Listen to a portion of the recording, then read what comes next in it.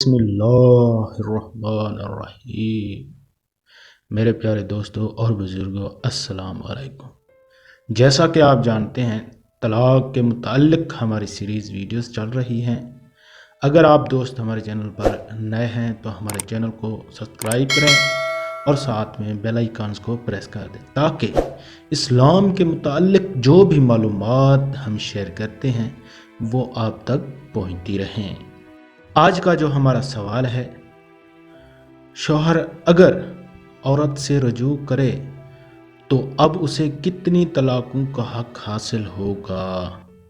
اس کا جواب ہے، اگر شوہر نے ایک طلاق کے بعد رجوع کیا تو 2 طلاقوں کا اختیار ہے، اور اگر 2 طلاقوں کے بعد رجوع کیا تو 1 طلاق کا اختیار ہے، یعنی زندگی میں اسے 3 طلاقوں کا اختیار ہے۔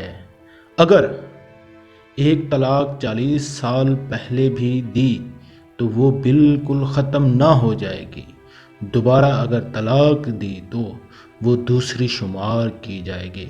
پھر اگرچہ 70 سال بعد طلاق دے اور تیسری شمار کی جائے گی اور وہ عورت اس مرد پر حرام ہو جائے گی۔